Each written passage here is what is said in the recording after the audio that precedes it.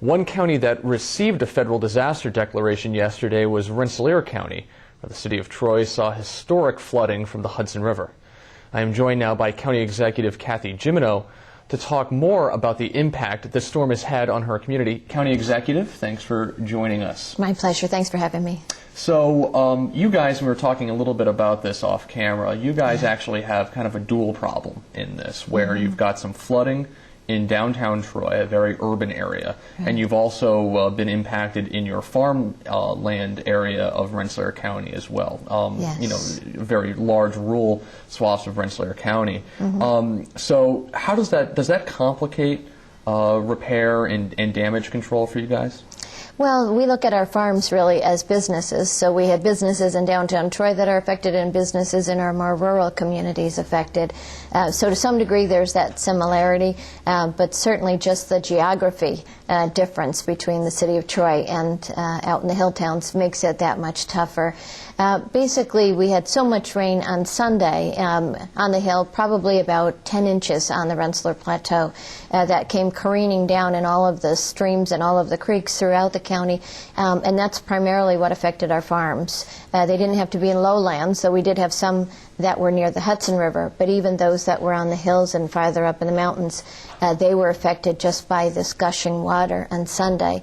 Then, of course, on Monday, as all of that water had flowed into the Hudson River and the river rose, then we were impacting all of the business community, many of the homes along the river in Troy and in Pleasantdale section of Scotticoke, and as well some farms primarily down in East Greenbush that are right on the river level as well.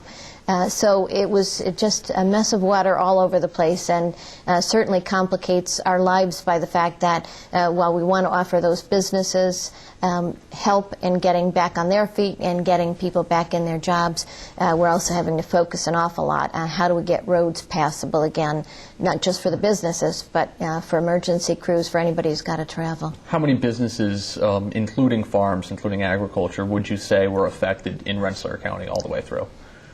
I would have to guess about 20 different businesses when we count up all the farms and then all the businesses that were impacted by water, both in the city of Troy and then out in the towns. There were quite a number that were impacted. Do you have an estimate for the damage cost so far?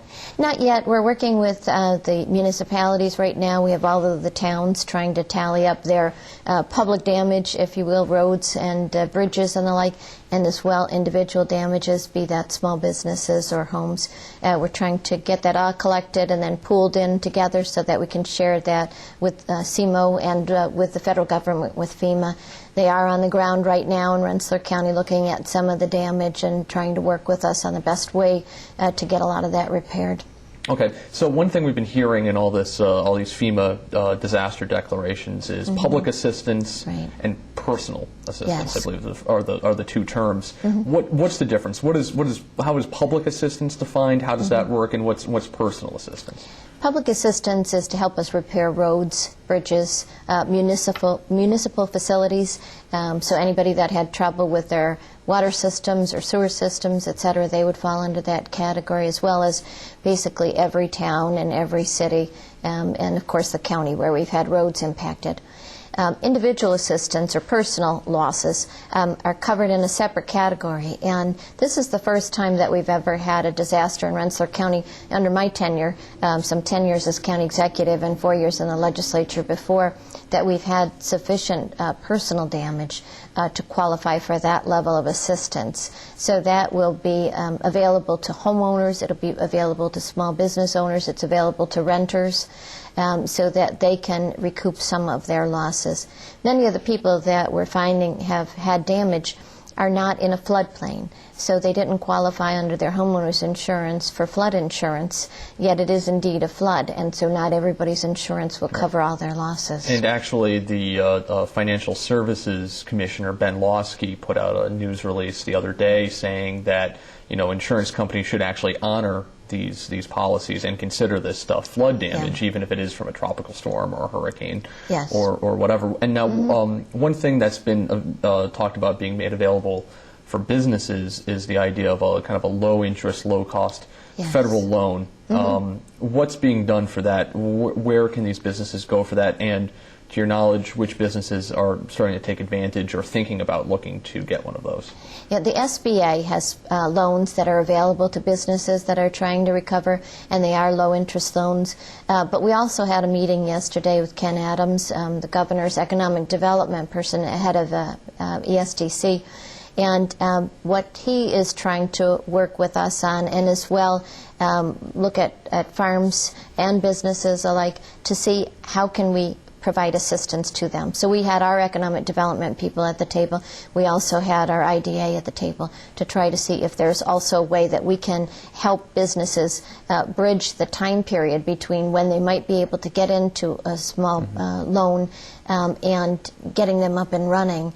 So many of our businesses do recognize that they need to be up and running. They are providing paychecks to so many people. They want to be able to get back in business and get their employees back on the job. So. But it's not, it's not free money. It's still a loan, and there's still correct. an interest rate attached to it. So they will still be paying a little bit extra.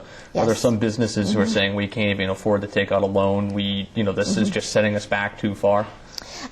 We haven't heard that yet, but I'm sure there are some businesses in that position, and that's why I think the meeting yesterday to focus attention on how might we be able to provide further assistance to the businesses during this disaster will be helpful. Is there a way that the state or the county or the federal government could bring more resources to bear?